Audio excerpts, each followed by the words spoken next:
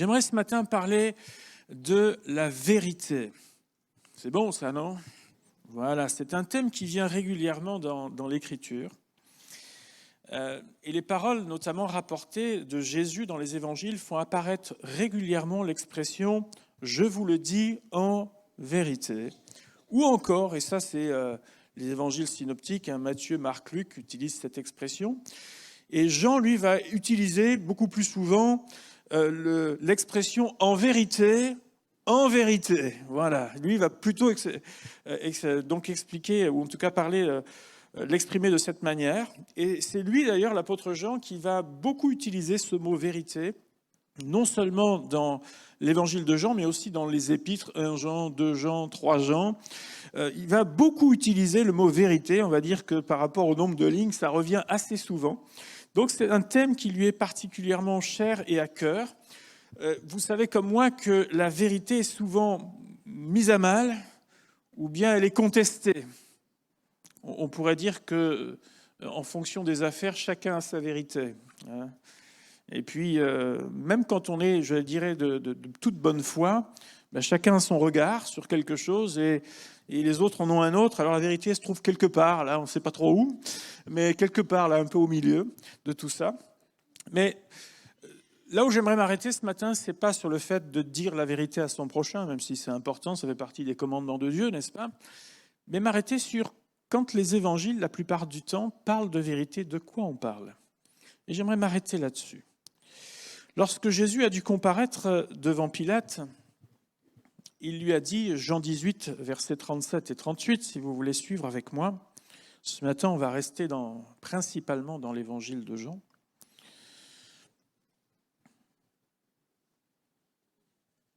Jean 18, 37, 38.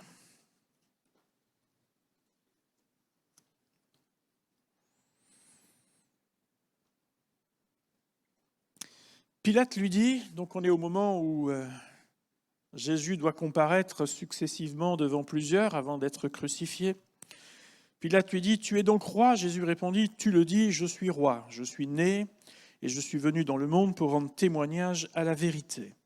Quiconque est de la vérité, écoute ma voix. Pilate lui dit, qu'est-ce que la vérité? Voilà, nous arrêtons là-dessus. Qu'est-ce que la vérité?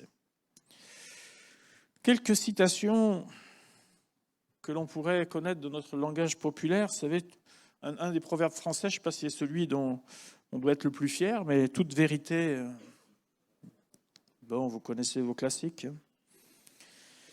Un autre a dit « deux demi-vérités ne font pas une vérité ». Les mathématiques ne s'appliquent pas dans ce cadre-là. Un proverbe chinois dit qu'une route peut prendre 1000 directions, mais la vérité n'en connaît qu'une.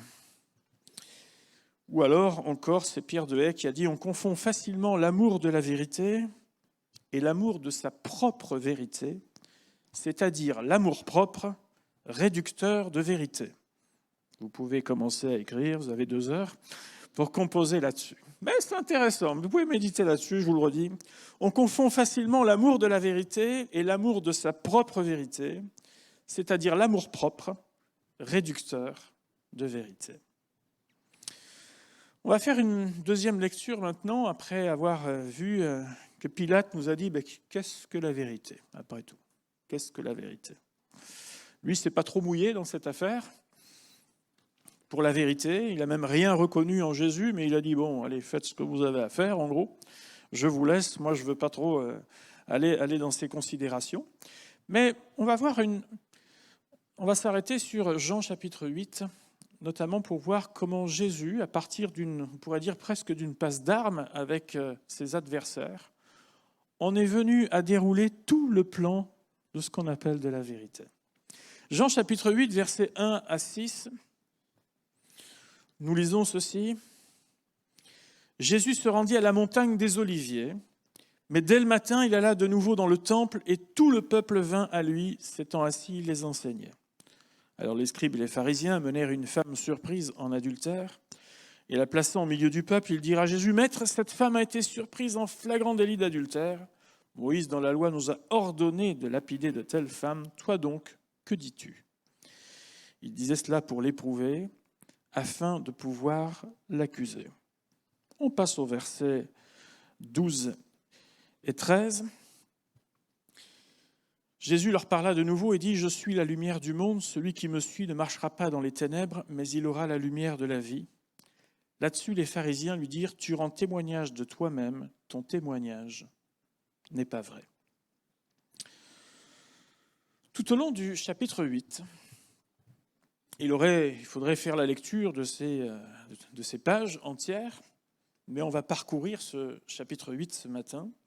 Jésus va être pris à partie par les scribes et les pharisiens qui vont vouloir vraiment, ils sont vraiment venus pour en découdre. Il y a là beaucoup de gens réunis, c'est comme si, par exemple, ce matin, nous étions là réunis et qu'une bande d'excités arrive, en traînant à moitié par les cheveux une personne, en disant « voilà le problème, qu'est-ce qu'on fait ?»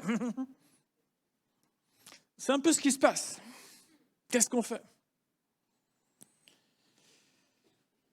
Ce récit commence par une tentative de lapidation, celle de cette femme, et se termine par une autre tentative de lapidation, celle de Jésus. C'est juste pour vous donner un peu le cadre, la tension et, entre guillemets, l'ambiance qu'il peut y avoir ce jour-là.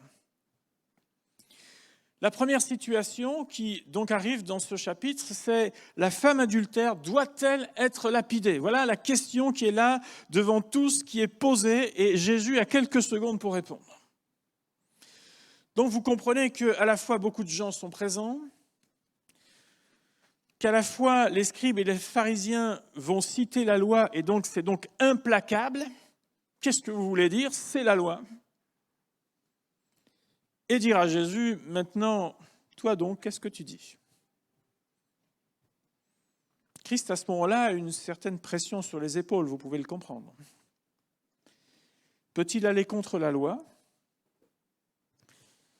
Ou bien est-ce qu'il va laisser la loi être exécutée, donc cette personne être exécutée devant lui sans rien dire, sous ses yeux, sans rien dire ? Va-t-il acheter la paix auprès des scribes et des pharisiens? Vaut mieux sacrifier une personne et être tranquille. Voilà, un calcul entre guillemets politique, et les mettre de leur côté de façon à pouvoir continuer sa mission, ou bien va-t-il faire autre chose? Voilà ce qui se passe à ce moment-là. Et on assiste là à un grand moment de sagesse et d'autorité de la part de Jésus. Il dit bien que la loi, je vais paraphraser, mais que la loi soit exécutée par une ou des mains innocentes parmi nous. Voilà ce qu'il va dire. Que celui qui est sans péché jette le premier la pierre contre cette personne. Et voilà ce qu'il va dire. Oui, exécutons la loi, allons-y. Mais donc que la première personne, qui est totalement juste, la fasse. Voilà ce qu'il va dire. Et comme il n'y avait pas eu de candidat, la peine n'a pas été exécutée. Un grand moment de sagesse, et je dirais même un grand moment d'autorité de Jésus.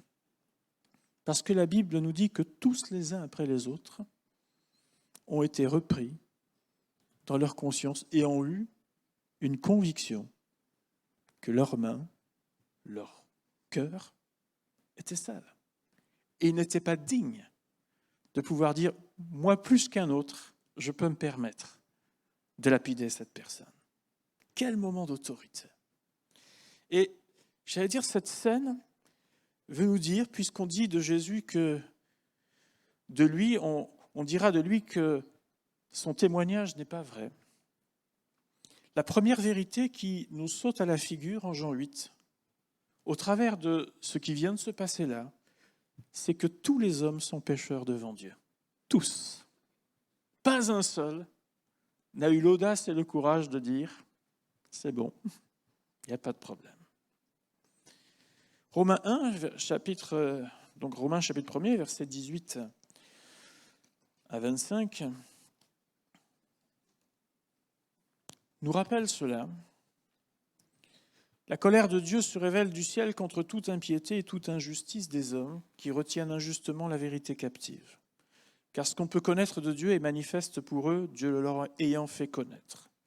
En effet, les perfections invisibles de Dieu, sa puissance éternelle et sa divinité se voient comme à l'œil depuis la création du monde. Quand on les considère dans ses ouvrages, ils sont donc inexcusable. Puisqu'ayant connu Dieu, ils ne l'ont pas glorifié comme Dieu, ne lui ont pas rendu grâce, mais ils se sont égarés dans leurs pensées, et leur cœur sans intelligence a été plongé dans les ténèbres. Se vantant d'être sages, ils sont devenus fous. Et ils ont changé la gloire du Dieu incorruptible en image représentant l'homme corruptible, des oiseaux, des quadrupèdes et des reptiles. C'est pourquoi Dieu les a livrés à l'impureté, selon les convoitises de leur cœur, en sorte qu'ils déshonorent eux-mêmes leur propre corps. Eux qui ont changé la vérité de Dieu en mensonge et qui ont adoré et servi la créature au lieu du Créateur et qui est béni éternellement. Ce que ce texte nous rappelle, c'est que sans être un grand théologien, la création même nous parle de Dieu. Que l'on ait une éducation religieuse ou pas, la création nous parle même de Dieu. Ce texte nous rappelle que la vérité a été changée en mensonge. Nous savons que qui est le père du mensonge, n'est-ce pas? Satan est le père du mensonge, c'est même le roi de la contrefaçon. Il cherche à détourner tout ce qui est beau, tout ce qui est juste, en essayant d'avoir le pendant, mais qui nous éloigne totalement de la vérité. Et là, notamment, quelques points sont nommés dans le fait d'avoir de faux dieux, notamment, le fait de s'être créé, en fait, toute une histoire autour de ces dieux. Et on connaît à l'époque la civilisation grecque et romaine, tout ce que ça pouvait signifier. Mais il faut avoir beaucoup de pensée, il faut et d'imagination pour faire tout ce qu'ils nous ont fait. Quelques-uns ont étudié ça à l'école. C'est même compliqué de se retrouver dans toutes leurs histoires là, de tous ces dieux-là. Bref, la vérité en mensonge. Des croyances pour la fécondité, des croyances pour ceci, des croyances pour cela, des croyances pour avoir la paix, des croyances pour gagner la guerre, des croyances, enfin bref, des croyances dans tous les sens, mais qui au final amènent au néant. Le premier conflit spirituel, puisque ce que nous voyons dans ce texte, c'est que la vérité de Dieu provoque le conflit spirituel. Le premier conflit spirituel se trouve au niveau de notre positionnement vis-à-vis de Dieu. Remarquez bien dans cette histoire de cette femme qui est amenée, Jésus ne va pas minimiser le péché. Il dit, elle n'a rien fait. Laissez-la tranquille. C'est pas ce qu'il a dit. Mais il montre le chemin de la grâce qui est en lui, en lui disant, va, mais ne pêche plus. Tu es sauvé aujourd'hui, mais fais attention à demain. Le chemin de la grâce. Premier conflit spirituel. La Bible nous dit que la grâce et la vérité sont venues par Jésus-Christ. Reconnaître la grâce et l'amour de Dieu, ça signifie de reconnaître cet amour et cette grâce envers nous. Remarquons que les scribes et les pharisiens ont reconnu ce jour-là qu'ils étaient pécheurs, comme les autres, mais ils n'ont pas changé. C'est une chose de dire oui, bah oui, effectivement, oui, je ne suis pas parfait. C'est pas suffisant. C'est pas suffisant. Ces gens-là ont reconnu leur état de pécheur, mais ils n'ont pas changé.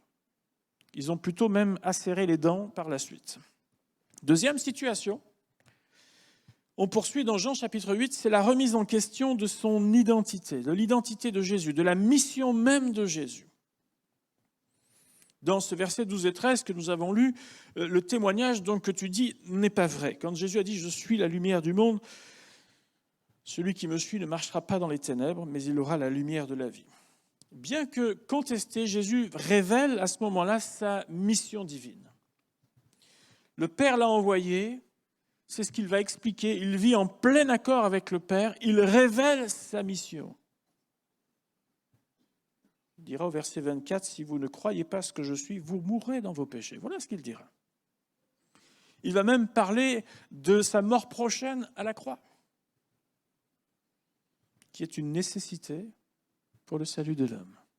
C'est la raison pour laquelle Jésus est venu sur la terre, pas juste pour qu'on puisse faire une fête à Noël, tout le bébé dans la crèche, mais il est venu pour donner sa vie pour nous. Lui le juste, pour des injustes.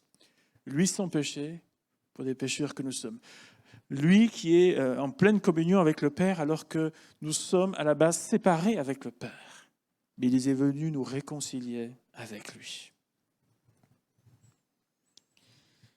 La seconde vérité, c'est que Jésus-Christ est le seul médiateur entre Dieu et les hommes, venu pour donner sa vie en rançon pour nous. Le seul médiateur. On vous explique aujourd'hui que, en gros, tous les chemins mènent à Rome. C'est-à-dire que toutes les religions se valent, que toutes les croyances se valent. À partir du moment où vous êtes sincère, tous les chemins mènent à Dieu. J'aimerais vous dire que c'est un mensonge. La Bible nous dit qu'il n'y a qu'un seul médiateur, Jésus-Christ. Et quand vous voulez parler de Dieu de façon générale, les gens, oui, ils veulent bien parler de Dieu. Mais lorsque vous dites qu'il n'y a qu'un seul médiateur qui s'appelle Jésus-Christ, ils sont où? Ils sont où? Et j'aimerais vous dire que l'évangile ne peut pas être édulcoré. L'évangile, il n'y a qu'un seul médiateur, qu'un seul qui a donné sa vie pour nous, qu'un seul qui peut nous sauver, c'est Jésus-Christ. Un seul.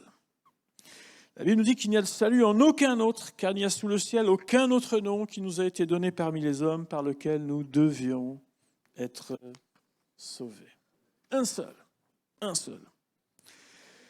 Là encore, la confusion est bien sûr grande, vous le savez, entre toutes les religions, les croyances et tous les mélanges qui existent, sans compter que de plus en plus, l'homme est au centre de tout. Le Dieu aujourd'hui, c'est le moi. De plus en plus. Alors que Christ doit être placé au centre. Nous sommes sauvés par Christ. Nous sommes purifiés par le sang de Christ. Nous marchons en nouveauté de vie en Christ. Et c'est encore lui qui reviendra chercher les siens. Bien-aimés, notre vie est en lui. En lui. Troisième situation.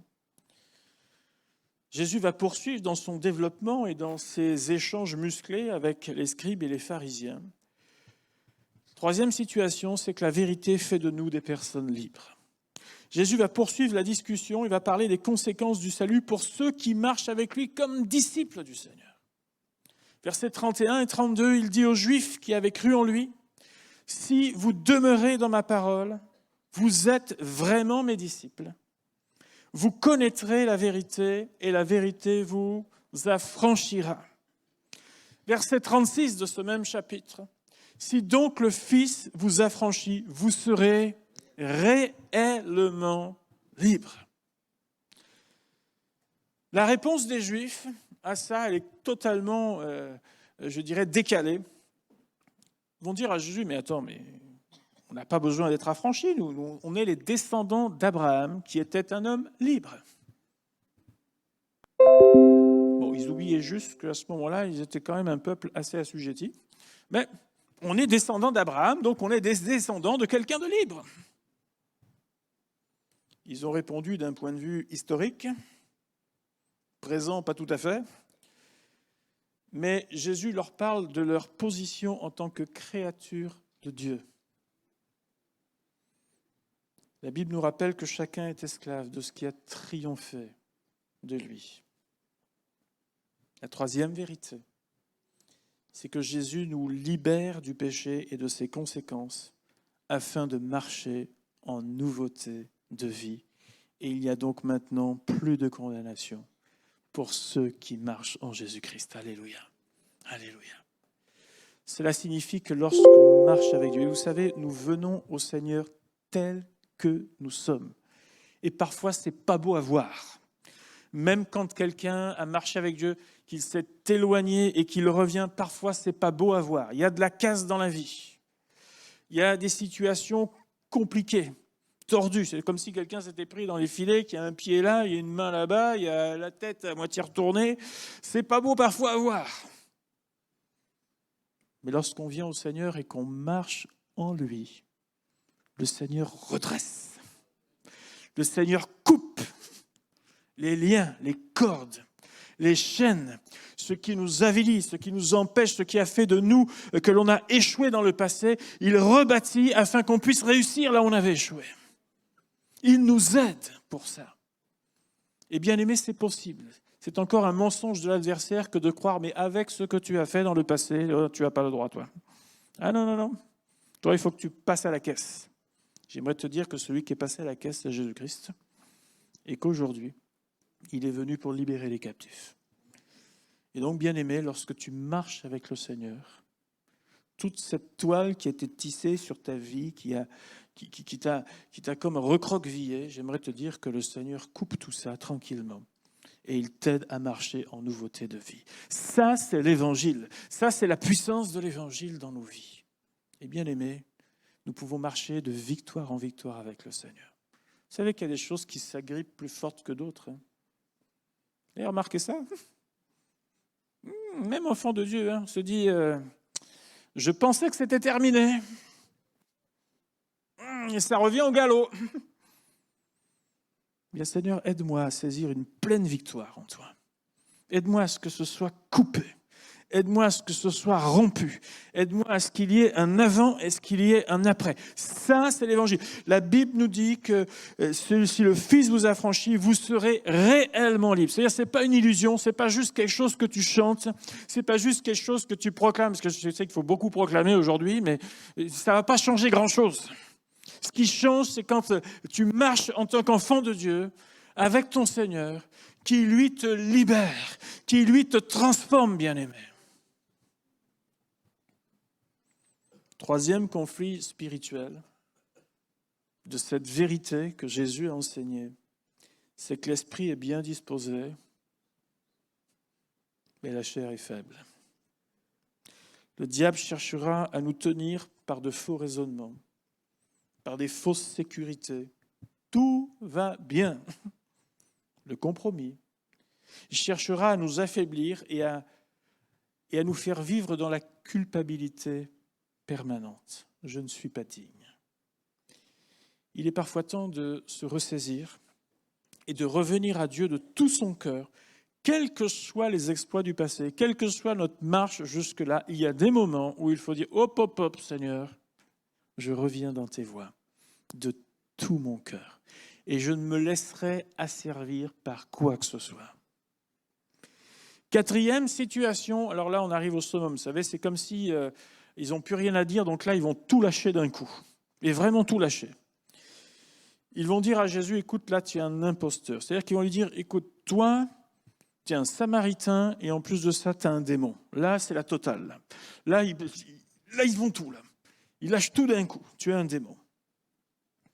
Et Jésus va terminer son développement pour évoquer la vie éternelle qui est promise en lui à tous ceux qui le suivent. Il va continuer à dérouler tout le plan du salut, quelles que soient les accusations. En fait, ils lui ont donné une merveilleuse occasion, ces gens-là, de pouvoir enseigner tous les gens qui étaient là autour avec leurs questions qui étaient là pour le piéger. Jésus a redéroulé tout le plan de salut pour l'humanité. Là encore, ses interlocuteurs ne comprennent pas. S'ils se disaient qu'ils sont libres parce qu'ils ont Abraham pour père, ils vont dire, mais attends, mais Abraham est mort. Les prophètes sont tous morts, Jésus. Qu'est-ce que tu nous racontes? Et Jésus leur dira, avant qu'Abraham fût, je suis. Je suis. Jésus révèle qu'il était bien présent avant Abraham, et nous le savons même avant la fondation du monde. La quatrième vérité, c'est que le plan de salut de Dieu contient également la vie éternelle.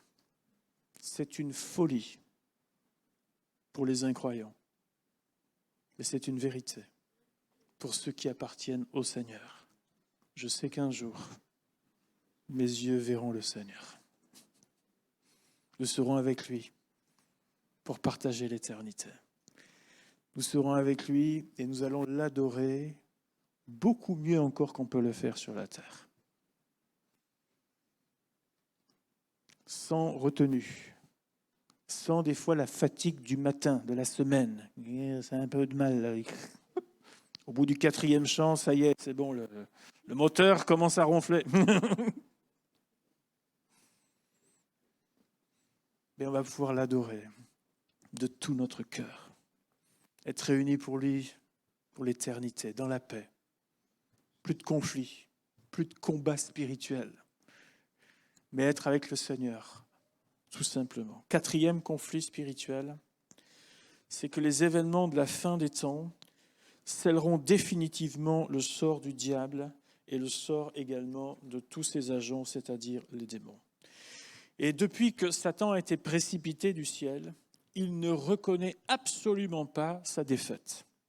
Pas plus que celle de la croix. Il ne la reconnaît toujours pas, et pourtant, elle a été sévère, celle-là. Mais ce que Dieu dit, il l'accomplit, et il l'accomplira jusqu'au bout. Son sort est scellé d'avance. Jean chapitre 8 nous amène ainsi à faire un choix clair et déterminé dans notre vie. Il n'y a que deux possibilités. Le chemin avec Dieu, qui est étroit et resserré, comme nous le dit la parole de Dieu, mais il t'amènera à passer l'éternité avec lui, ou alors le laisser-aller général, qui te privera de la présence de Dieu pour l'éternité. Tout cela nous parle de notre propre aussi rapport à la vérité, donc vis-à-vis de Dieu. Lorsqu'il est question de la vérité, ou lorsque l'apôtre Jean dira dans ses lettres « J'aime que mes enfants marchent dans la vérité », en fait, il parle de tout le plan de salut de Dieu. C'est ça la vérité de Jésus. Le plan de salut de Dieu. Celui qui est venu pour nous, et non pas une vérité particulière par rapport à un événement. Le plan de Dieu pour nous. Maintenant, cette histoire aussi nous ramène aussi à notre rapport à la vérité envers nos semblables. Dans l'équipement spirituel qui nous a été donné, que l'apôtre Paul, vous savez, va imager avec l'armure du Romain, nous retrouvons la vérité comme ceinture. Oui, comme ceinture. On va faire une révision. Il y a donc le casque du salut. Il y a l'épée de l'esprit, qui est la parole de Dieu. Il y a les chaussures du zèle de l'évangile, et non de la paresse, n'est-ce pas? Il y a le bouclier de la foi, la cuirasse de la justice, et donc la ceinture de vérité. Elle est là encore, la vérité. Ah voilà. Et par cette désignation, donc ceinture de vérité, il ne faut pas y voir un petit accessoire. Vous savez qu'aujourd'hui, la ceinture, ça peut être un accessoire pour faire beau, pour embellir, etc. Ça ne tient pas grand-chose, mais bon, bref, voilà. Décoratif. Ou juste à maintenir un peu le pantalon ou la jupe, quoi. Voilà. Mais quand il est question là de la ceinture de vérité, c'est plutôt celle qu'utilisent, vous savez, les sportifs, ceux qui font de l'haltérophilie ou ceux qui font des travaux de force. Vous savez, ces grosses ceintures qui vous maintiennent les reins. Celle-là, enfin celle que vous ne mettez pas dans le quotidien, quoi. Qui évite qu'on se fasse un tour de rein. Parce qu'on considère que les reins, c'est la base de la force, en fait, chez un être humain. Et tu mets donc cette vérité, c'est la vérité qui t'entoure et qui fait la force, la base de ta vie. Et donc, si on considère que tout le plan de salut envers l'humanité, c'est cette ceinture de vérité, bien-aimé, c'est le fondement sur lequel toute ta vie se tient et qui te permet d'affronter tout le reste avec sérénité. C'est ce qui est à la base, c'est ce qui est à la force de ta vie et elle te maintient. Elle te maintient dans les jours d'épreuve. Elle te maintient dans tes luttes. Elle te maintient lorsque les choses ne vont pas comme tu veux. Elle te maintient parce que tu sais que c'est la vérité. Et tu connais le chemin avec le Seigneur. La vérité, c'est donc une force dans notre vie. Il nous est dit que l'Église est la colonne et l'appui de la vérité. L'un des rôles du Saint-Esprit est de nous conduire dans la vérité. Il est aussi appelé... S'il est appelé le consolateur, il est aussi appelé l'esprit de vérité, qui nous conduit dans toute la vérité. Maintenant, l'exemple de Jésus dans Jean chapitre 8, dans cette première partie, avec cette femme prise en flagrant délit, devrait aussi nous amener à réfléchir les uns les autres. La grâce et la vérité en Jésus-Christ devraient nous amener à son attitude démontrée envers cette femme. Si on veut que la boucle soit bouclée, je dirais qu'il faudrait qu'on revienne au début de ce chapitre et considérer que ce que Jésus a fait, c'est peut-être aussi un exemple pour nous. Le but de Jésus est de chercher à gagner les personnes, à attirer les personnes vers lui autant que cela dépend de lui, et ce sans aucun compromis. C'est son but, attirer, gagner. C'est pour ça qu'il a donné sa vie pour nous, afin que tous les hommes soient sauvés. On part tous avec les mêmes chances sur la ligne de départ, que tous les hommes soient sauvés. C'est son désir. Mais est-ce que ça ne devrait pas être également notre attitude ? Accompagner les personnes sur le chemin de la restauration, sur le chemin de la rédemption et d'un plein retour vers Jésus-Christ. Jacques, chapitre 5, verset 19, nous dit « Si quelqu'un s'est éloigné loin de la vérité et qu'un autre l'y ramène, qu'il sache que celui qui ramènera un pécheur de la voie où il s'était égaré sauvera une âme de la mort et couvrira une multitude de péchés. » Chaque fois que tu aides quelqu'un à revenir vers le Seigneur, c'est comme si tu aidais à rompre quelque chose sans Dieu pour aider quelqu'un à marcher avec Dieu. Et ainsi, tu empêches, grâce au Seigneur et à son œuvre, tu empêches que cette personne s'enfonce encore plus et s'éloigne encore plus du Seigneur. Tu as gagné ton frère, tu as gagné ta sœur. Et pour ça, parfois, il nous faut pas mal de patience. Les gens ne vont pas au même rythme toujours que vous. Parfois, ils vont plus vite et ils vous étonnent. Et parfois, vous ne savez plus dans quel sens il faut parler. Mais quand on regarde, par exemple, l'exemple de Pierre, vous savez, celui qui a renié 3 fois Jésus, qui juste avant disait « Mais même si tous t'abandonnent,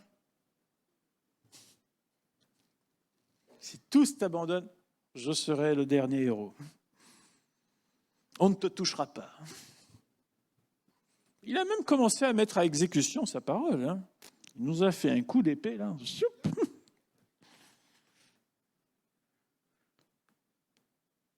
Et puis, allez-vous en savoir ce qui se passe dans la tête de Pierre ?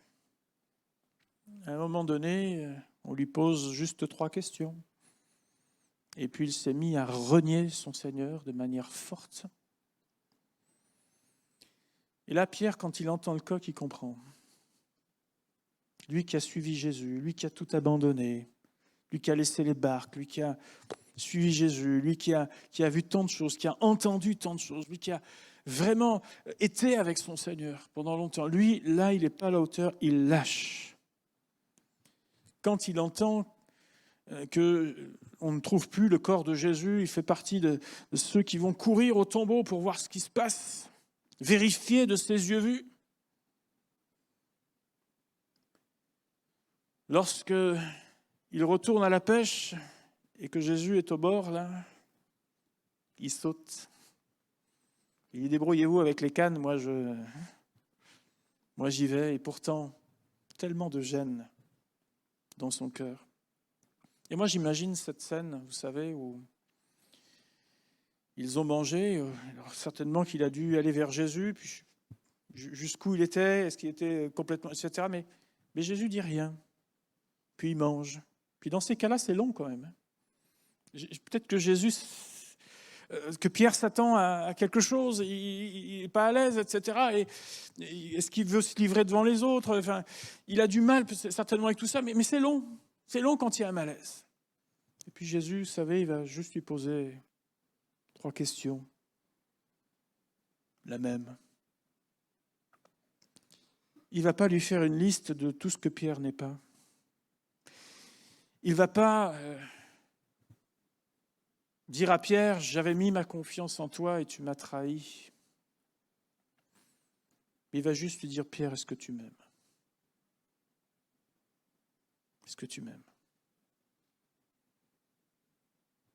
Il ne va pas lui dire, mais toute son imperfection, lui faire ressortir point après point.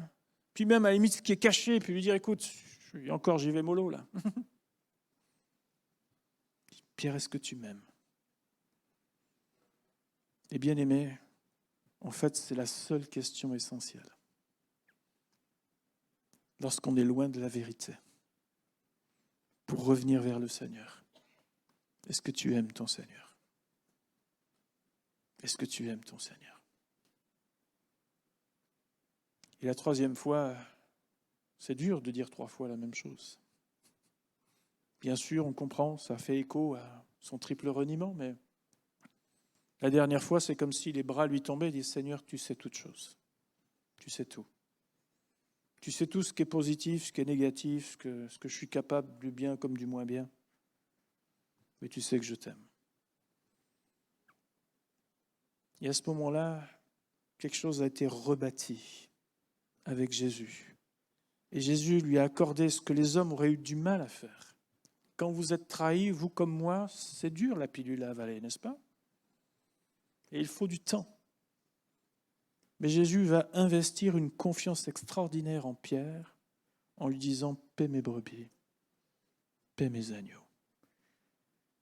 Et je dirais même que c'est quelque chose d'essentiel, même par rapport à ce qu'il allait faire.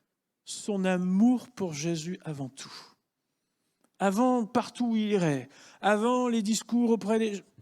L'amour vers son Seigneur. L'essentiel était dans cette question. Et Jésus a réinvesti cette confiance. Et nous savons que Pierre a su saisir la main de Jésus. Bien-aimé, lorsque tu t'éloignes du Seigneur, lorsque tu te refroidis, la question essentielle lorsque tu reviens, c'est pas de juste te remettre des règles, c'est est-ce que tu aimes Jésus? Si tu l'aimes, alors tu vas le serrer dans ta vie, tu vas le serrer dans ton cœur, tu vas l'appeler à l'aide chaque fois que tu as besoin. Tu vas lui demander secours et grâce. Tu vas lui demander ton aide pour marcher de progrès en progrès.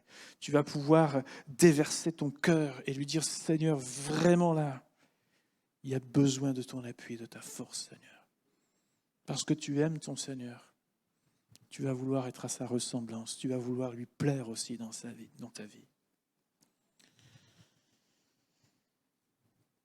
Vivre dans la vérité de Christ devrait nous aider à être des ouvriers pour cette vérité, avec le même cœur que Jésus a eu.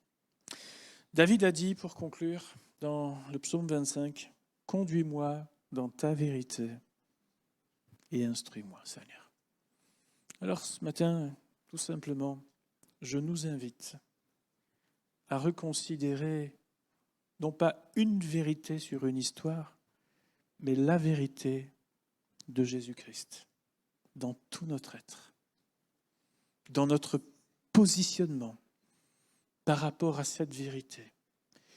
Et je dirais que si c'est clair pour nous, les autres vérités, celles du quotidien, vont découler de là. Mais l'essentiel, et quel est mon positionnement par rapport à cette vérité? Je le répète, c'est un combat spirituel. Ce n'est pas juste une affaire de pensée, c'est un combat spirituel.